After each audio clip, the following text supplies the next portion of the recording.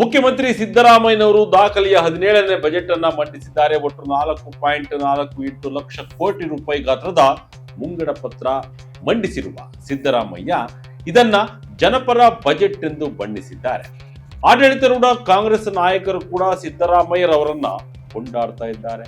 ಆದರೆ ವಿಪಕ್ಷಗಳು, ಅದರಲ್ಲೂ ಪ್ರಮುಖವಾಗಿ ಬಿಜೆಪಿ ಈ ಬಾರಿಯ ಬಜೆಟ್ ಅನ್ನ ಜನ ವಿರೋಧಿ ಎಂದು ಕರೆದಿದೆ. ಅಲ್ಲದೆ ಸಿಎಂ ಸಿದ್ದರಾಮಯ್ಯರವರ ಬಜೆಟ್ ಭಾಷಣ ಮುಕ್ತಾಯವಾಗುತ್ತಿದ್ದಂತೆಯೇ ಬಿಜೆಪಿ ಸದಸ್ಯರು ವಿಧಾನಸೌಧದ ಮುಂಭಾಗದಲ್ಲಿ ಪ್ರತಿಭಟನೆ ನಡೆಸಿದ್ದಾರೆ. ಕೈಯಲ್ಲಿ ಚೊಂಬು ಹಿಡಿದುಕೊಂಡು ಪ್ರತಿಭಟನೆ ನಡೆಸಿದ ಬಿಜೆಪಿಯ ನಾಯಕರು ಸಿದ್ದರಾಮಯ್ಯ ಅವರ ಬಜೆಟ್ ಅನ್ನ ಅಲ್ಪಸಂಖ್ಯಾತರನ್ನ ಮತ್ತು ಕೆಲವು ಸಮುದಾಯಗಳನ್ನ ಒಲೈಸಲು ಮಂಡಿಸಿದ ಬಜೆಟ್ ಎಂದು ಆರೋಪಿಸಿದ್ದಾರೆ. ಬಜೆಟ್ನಲ್ಲಿ ಅಲ್ಪಸಂಖ್ಯಾತರಿಗೆ ನೀಡಿದ ಭರಪೂರ ಕೊಡುಗೆಗಳನ್ನ ಇತರ ಸಮುದಾಯಗಳಿಗೆ ನೀಡಿಲ್ಲ ಎಂದು ಕಿಡಿಕಾರಿರುವ ಬಿಜೆಪಿ ವೋಟ್ ಬ್ಯಾಂಕ್ ರಾಜಕಾರಣಕ್ಕಾಗಿ ಬಜೆಟ್ ಮಂಡಿಸಲಾಗಿದೆ ಎಂದು ಗಂಭೀರ ಆರೋಪವನ್ನು ಮಾಡಿದ್ದಾರೆ. ಈ ಕುರಿತು ಅನೇಕ ಬಿಜೆಪಿ ನಾಯಕರು ಹೇಳಿಕೆಗಳನ್ನು ನೀಡಿದ್ದು, ಎಲ್ಲರೂ ಸಿದ್ದರಾಮಯ್ಯ ರಾಜ್ಯವನ್ನ ಸಾಲದ ಶೂಲಕ್ಕೆ ತಳ್ಳಿದ್ದಾರೆ ಎಂದು ಎಚ್ಚರಿಸಿದ್ದಾರೆ. ಬಿಜೆಪಿಯ ರಾಜ್ಯಾಧ್ಯಕ್ಷ ಬಿವೈ ವಿಜಯೇಂದ್ರ, ವಿಧಾನಸಭಾ ಪ್ರತಿಪಕ್ಷ ನಾಯಕ ಆರ್ ಅಶೋಕ್, ಬೆಂಗಳೂರು ದಕ್ಷಿಣ ಸಂಸದ ತೇಜಸ್ವಿ ಸೂರ್ಯ, ಕೇಂದ್ರ ಸಚಿವ ಪ್ರಹ್ಲಾದ್ ಜೋಶಿ ಸೇರಿದಂತೆ ಅನೇಕ ಬಿಜೆಪಿ ನಾಯಕರು 2026-27ನೇ ಸಾಲಿನ ಕರ್ನಾಟಕ ಬಜೆಟ್ ವಿರುದ್ಧ ತೀವ್ರ ಆಕ್ರೋಶವನ್ನ ವ್ಯಕ್ತಪಡಿಸಿದ್ದಾರೆ. ಬ್ರದರ್ಸ್ ಬಜೆಟ್ ಎಂದ ಬಿಜೆಪಿ, ಸಾಲದ ಸುಳಿಗೆ ಸಿಲುಕುತ್ತಾ ರಾಜ್ಯ. ಮುಖ್ಯಮಂತ್ರಿ ಸಿದ್ದರಾಮಯ್ಯನವರ ದಾಖಲೆಯ 17ನೇ ಬಜೆಟ್ ಅನ್ನ ರಾಜ್ಯ ಬಿಜೆಪಿ ಘಟಕ ಬ್ರದರ್ಸ್ ಬಜೆಟ್ ಎಂದು ಕರೆದಿದೆ. ಬಜೆಟ್ನಲ್ಲಿ ಅಲ್ಪಸಂಖ್ಯಾತ ಸಮುದಾಯಕ್ಕೆ ನೀಡಿದ ಭರಪೂರ ಕೊಡುಗೆಗಳೇ ಬಿಜೆಪಿಯ ಈ ಆರೋಪಕ್ಕೆ ಕಾರಣವಾಗಿದೆ. ಈ ಕುರಿತು ತನ್ನ ಅಧಿಕೃತ ಎಕ್ಸ್ ಅಕೌಂಟ್ ನಲ್ಲಿ ಪೋಸ್ಟ್ ಮಾಡಿರುವ ಬಿಜೆಪಿ, ಓಲೈಕೆ ರಾಜಕಾರಣವನ್ನೇ ಪರಮ ಗುರಿಯಾಗಿಸಿಕೊಂಡಿರುವ ಸಿದ್ದರಾಮಯ್ಯನವರ ನೇತೃತ್ವದಲ್ಲಿ ರಾಜ್ಯ ಕಾಂಗ್ರೆಸ್ ಸರ್ಕಾರ ವೋಟ್ ಬ್ಯಾಂಕ್ ಉಳಿಸಿಕೊಳ್ಳಲು ರಾಜ್ಯದ ಬೊಕ್ಕಸದ ಬಹುಪಾಲನೆ ಮೀಸಲಿಟ್ಟಿರುವುದು ನಾಡಿನ ದೌರ್ಭಾಗ್ಯ ಎಂದು ಕಿಡಿಕಾರಿ. ಅಲ್ಲದೆ ತನ್ನ ಎಕ್ಸ್ ಪೋಸ್ಟ್ ನಲ್ಲಿ ವಿವಿಧ ಕ್ಷೇತ್ರಗಳಲ್ಲಿ ಅಲ್ಪಸಂಖ್ಯಾತ ಸಮುದಾಯಕ್ಕೆ ಸಿದ್ದರಾಮಯ್ಯ ಸರ್ಕಾರ ನೀಡಿದ ಅನುದಾನದ ವಿವರಗಳನ್ನ ಹಂಚಿಕೊಂಡಿದೆ. ಬಿಜೆಪಿಯು ಸಿದ್ದರಾಮಯ್ಯರವರ ಬಜೆಟ್ ಅನ್ನ ರಾಜ್ಯವನ್ನ ಸಾಲದ ಸುಳಿಗೆ ಸಿಲುಕಿಸುವ ಹುನ್ನಾರ ಎಂದು ಕರೆದಿದೆ. ಸಾಲ ಮಾಡುವುದರಲ್ಲಿ ಸಿಎಂ ಸಿದ್ದರಾಮಯ್ಯನವರು ನಿಸ್ಸೀಮರು. ಕನ್ನಡಿಗರಿಗೆ ಸಾಲದ ಭಾಗ್ಯ ನೀಡುವುದೇ ನಿಮ್ಮ ಬಜೆಟ್ನ ಅಸಲಿ ಸಾಧನೆಯೇ. ಅಭಿವೃದ್ಧಿಯತ್ತ ಹೆಜ್ಜೆ ಹಾಕಬೇಕಿದ್ದ ರಾಜ್ಯ ಕಾಂಗ್ರೆಸ್ ಸರ್ಕಾರ ರಾಜ್ಯವನ್ನ ಸಾಲದ ಕೂಪಕ್ಕೆ ತಳ್ಳಿದೆ. ಕರ್ನಾಟಕದ ಒಟ್ಟು ಸಾಲ 8.24 ಲಕ್ಷ ಕೋಟಿ ರೂಪಾಯಿಗಳಿಗೂ ಮೀರಿದ್ದು, ಪ್ರತಿ ಕನ್ನಡಿಗನ ಮೇಲೆ 1.17 ಲಕ್ಷ ರೂಪಾಯಿ ಸಾಲದ ಹೊರೆ ಹೊರಿಸಲಾಗಿದೆ. ಸಾಲ ಮಾಡುವುದರಲ್ಲಿ ನಂಬರ್ 1, ಅಭಿವೃದ್ಧಿ ಮಾತ್ರ ಶೂನ್ಯ. ಇದುವೇ ಕಾಂಗ್ರೆಸ್ ಸರ್ಕಾರದ ಸಾಧನೆ ಎಂದು ರಾಜ್ಯ ಬಿಜೆಪಿ ಘಟಕ ಕೈಹಾರಿದೆ. ಅಲ್ಪಸಂಖ್ಯಾತರಿಗೆ ಏನೆಲ್ಲ ಕೊಡುಗೆ? ಶಿಕ್ಷಣ ಮತ್ತು ಕಲ್ಯಾಣ ಯೋಜನೆಗಳು. ಕರ್ನಾಟಕ ಸರ್ಕಾರವು ಈ ಬಾರಿಯ ಬಜೆಟ್ನಲ್ಲಿ ಅಲ್ಪಸಂಖ್ಯಾತ ಸಮುದಾಯಗಳಿಗೆ ಶಿಕ್ಷಣ, ಕಲ್ಯಾಣ ಮತ್ತು ಆರ್ಥಿಕ ಬೆಂಬಲವನ್ನು ನೀಡುವ ಗುರಿಯನ್ನು ಹೊಂದಿರುವ ಹಲವಾರು ಉಪಕ್ರಮಗಳನ್ನು ಘೋಷಿಸಿದೆ. ಈ ಪೈಕಿ ಒಟ್ಟು 117 ಮೌಲಾನಾ ಆಜಾದ್ ಮಾದರಿಯ ಶಾಲೆಗಳು ಮತ್ತು ಉರ್ದು ಶಾಲೆಗಳನ್ನ 600 ಕೋಟಿ ರೂಪಾಯಿ ವೆಚ್ಚದಲ್ಲಿ ಕರ್ನಾಟಕ ಸಾರ್ವಜನಿಕ ಶಾಲೆಗಳಾಗಿ ಮೇಲ್ದರ್ಜೆಗೇರಿಸಲಾಗುತ್ತಿದೆ. ಹೆಚ್ಚುವರಿಯಾಗಿ 100 ಶಾಲೆಗಳನ್ನ 4 ಕೋಟಿ ರೂಪಾಯಿ ಹಂಚಿಕೆಯೊಂದಿಗೆ ಮೇಲ್ದರ್ಜೆಗೇರಿಸುವ ಯೋಜನೆಯನ್ನ ಘೋಷಿಸಲಾಗಿದೆ. ಸರ್ಕಾರವು ಸಿಬಿಎಸ್ಇ ಪಠ್ಯಕ್ರಮದೊಂದಿಗೆ 10 ಸಂತ ಶಿಶುನಾಳ ಶರೀಫ್ ವಸತಿ ಶಾಲೆಗಳನ್ನು ಸ್ಥಾಪಿಸಲಿದೆ. ಮುಂದಿನ ವರ್ಷ ಇಂತಹ 25 ಶಾಲೆಗಳನ್ನು ನಿರ್ಮಾಣ ಮಾಡುವ ಗುರಿ ಹೊಂದಲಾಗಿದೆ. ಅಲ್ಪಸಂಖ್ಯಾತರ ಶಾಲೆಗಳನ್ನ ಕೆಪಿಎಸ್ ಮಾದರಿಯಲ್ಲಿ ಉನ್ನತೀಕರಿಸಲು ಒಟ್ಟು 1000 ಕೋಟಿ ರೂಪಾಯಿ ಖರ್ಚು ಮಾಡಲು ರಾಜ್ಯ ಸರ್ಕಾರ ಸಿದ್ಧವಾಗಿದೆ. ಅದೇ ರೀತಿ ಅಲ್ಪಸಂಖ್ಯಾತರ ಉನ್ನತ ಶಿಕ್ಷಣವನ್ನ ಬೆಂಬಲಿಸಲು ಆರ್ಥಿಕವಾಗಿ ದುರ್ಬಲ ವರ್ಗಗಳ 5,000 ಪ್ರತಿಭಾನ್ವಿತ ಅಲ್ಪಸಂಖ್ಯಾತ ವಿದ್ಯಾರ್ಥಿಗಳು ತಲಾ 50,000 ರೂಪಾಯಿ ಮೌಲ್ಯದ ಲ್ಯಾಪ್ಟಾಪ್ಗಳನ್ನು ಪಡೆಯಲಿದ್ದಾರೆ.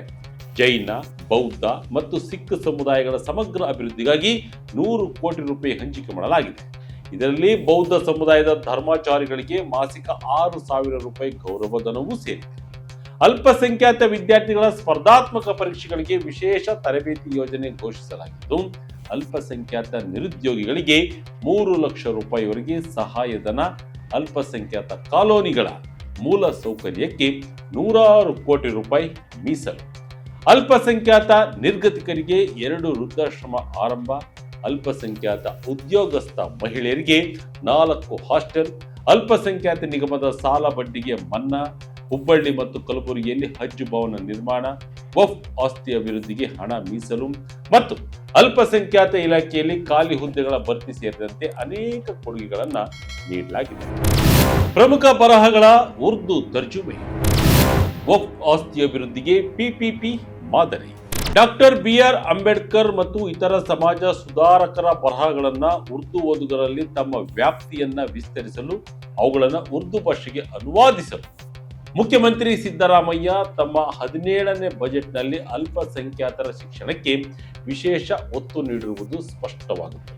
ಅದೇ ರೀತಿ ಸ್ವಯಂ ಉದ್ಯೋಗವನ್ನು ಉತ್ತೇಜಿಸಲು ಸರ್ಕಾರವು ನಿರುದ್ಯೋಗಿ ಅಲ್ಪಸಂಖ್ಯಾತ ಯುವಕರಿಗೆ ಫಾಸ್ಟ್ ಫುಡ್ ಟ್ರಕ್ ಟ್ರೇಲರ್ಗಳು ಮತ್ತು ಮೊಬೈಲ್ ಕಿಚನ್ ವ್ಯವಹಾರಗಳನ್ನು ಪ್ರಾರಂಭಿಸಲು ಶೇಕಡ 75ರಷ್ಟು ಸಬ್ಸಿಡಿಯನ್ನ ಗರಿಷ್ಠ 3 ಲಕ್ಷ ರೂಪಾಯಿವರೆಗೆ ನೀಡಲಿದೆ. ಪ್ರಮುಖ ವಾಣಿಜ್ಯ ಪ್ರದೇಶಗಳಲ್ಲಿರುವ ವಫ್ ಆಸ್ತಿಗಳನ್ನು ಸಾರ್ವಜನಿಕ ಖಾಸಗಿ ಸಹಭಾಗಿತ್ವ ಮಾದರಿ PPP ಅಡಿಯಲ್ಲಿ ಅಭಿವೃದ್ಧಿಪಡಿಸಲಾಗುವುದು. ಅದಲ್ಲದೆ ಅವುಗಳ ಬಳಕೆಯನ್ನು ಹೆಚ್ಚಿಸಲು ಮತ್ತು ಹೆಚ್ಚಿನ ಆದಾಯವನ್ನು ಗಳಿಸಲು ಸಹಾಯಧನವನ್ನ ನೀಡಲಾಗಿದೆ ಎಂದು ಮುಖ್ಯಮಂತ್ರಿ ಸಿದ್ದರಾಮಯ್ಯ ತಮ್ಮ ಬಜೆಟ್ ಭಾಷಣದಲ್ಲಿ ಉಲ್ಲೇಖಿಸಿದ್ದಾರೆ. ವಫ್ ಆಸ್ತಿಗಳ ರಕ್ಷಣೆಗೆ ರಾಜ್ಯ ಕಾಂಗ್ರೆಸ್ ಸರ್ಕಾರ ವಿಶೇಷ ಕಾಳಜಿ ತೋರಿರುವುದು ಈ ಬಜೆಟ್ನಿಂದ ಸ್ಪಷ್ಟವಾಗುತ್ತದೆ.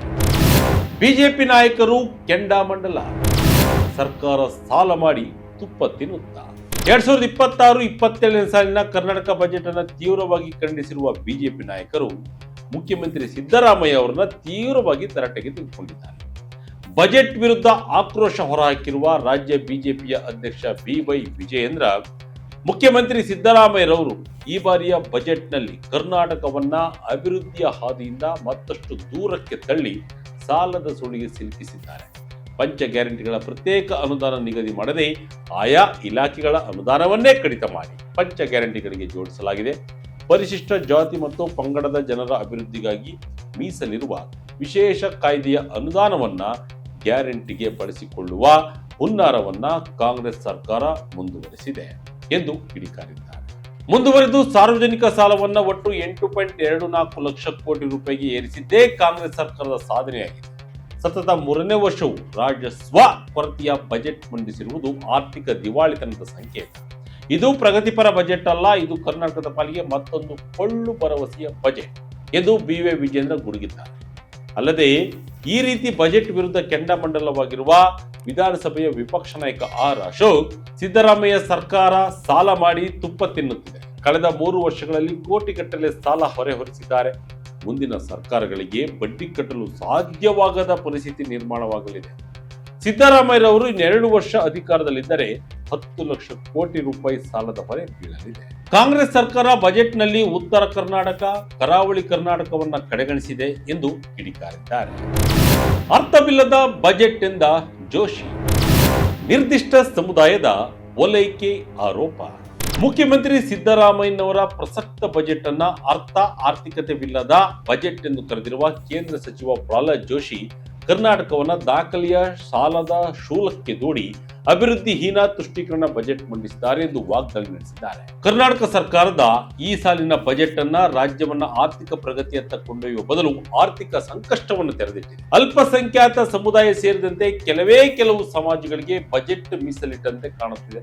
ರಾಜ್ಯದ ಸಾಲ ಹೆಚ್ಚಳ ಮತ್ತು ವಿತ್ತೀಯ ಕೊರತೆಯಲ್ಲಿ ದಾಖಲೆ ನಿರ್ಮಿಸಿದಲ್ಲದೆ ವೋಟ್ ಬ್ಯಾಂಕ್ ಪ್ರೇರಿತ ಬಜೆಟ್ ಮಂಡನೆಯಾಗಿದೆ ಎಂದು ಪ್ರಹ್ಲಾದ್ ಜೋಶಿ ಗಂಭೀರ ಆರೋಪ ಮಾಡಿದ್ದಾರೆ. ಮುಂದುವರೆದು ಕಳೆದ ವರ್ಷಕ್ಕಿಂತ 40,000 ಕೋಟಿ ರೂಪಾಯಿ ಗಾತ್ರದ ಬಜೆಟ್ ಹೆಚ್ಚಳವಾಗಿದೆ. ರಾಜ್ಯದ GDPಯನ್ನ 2.95ಕ್ಕೆ ಮಿತಿಗೊಳಿಸಿದ್ದರೂ ಕೂಡ ಸಾಲದ ಗಾತ್ರವನ್ನು 8.24 ಲಕ್ಷ ಕೋಟಿಗೆ ಕೊಂಡೊಯ್ದಿದ್ದಾರೆ. ರಾಜ್ಯದ ಆರ್ಥಿಕ ಇತಿಹಾಸದಲ್ಲಿ ಇದು ಅತ್ಯಂತ ಕೆಟ್ಟ ದಾಖಲೆ. ಈ ಬಜೆಟ್ ಅನ್ನ ರಾಜ್ಯವನ್ನ ಸಾಲದ ಶೂಲಕ್ಕೆ ತಳ್ಳುವ ಜನಕಲ್ಯಾಣ ಮತ್ತು ಆರ್ಥಿಕ ಪ್ರಗತಿಯ ದಿಕ್ಕು ದಿಸೆಯಿಲ್ಲದ ಕಾಂಗ್ರೆಸ್ ಹೈಕಮಾಂಡ್ ಹಾಗೂ ಒಂದು ಸಮುದಾಯದ ವಲೈಕೆಗಾಗಿ ರೂಪಿಸಿದ ಒಂದು ಅರ್ಥಹೀನ ಬಜೆಟ್ ಎಂದು ಕೇಂದ್ರ ಸಚಿವ ಪ್ರಹ್ಲಾದ್ ಜೋಶಿ ತೀವ್ರವಾಗಿ ತರಾಟೆ ತೆಗೆದುಕೊಂಡಿದ್ದಾರೆ. ಒಟ್ಟಿನಲ್ಲಿ ಮುಖ್ಯಮಂತ್ರಿ ಸಿದ್ದರಾಮಯ್ಯರವರ ದಾಖಲೆಯ 17ನೇ ಬಜೆಟ್ ಬಿಜೆಪಿ ನಾಯಕರ ಆಕ್ರೋಶಕ್ಕೆ ತುತ್ತಾಗಿರುವುದು ಸ್ಪಷ್ಟ. ಇದಾಗಿತ್ತು ಈ ಕ್ಷಣದ ಬಜೆಟ್ನ ಇಂಟ್ರೆಸ್ಟಿಂಗ್ ಸ್ಟೋರಿ. ಇದೇ ರೀತಿಯ ಸ್ಟೋರಿಗಾಗಿ Vijaya Karnataka website, YouTube page, Facebook page follow ಮಾಡ್ತಾ ಇರಿ. ಧನ್ಯವಾದಗಳು.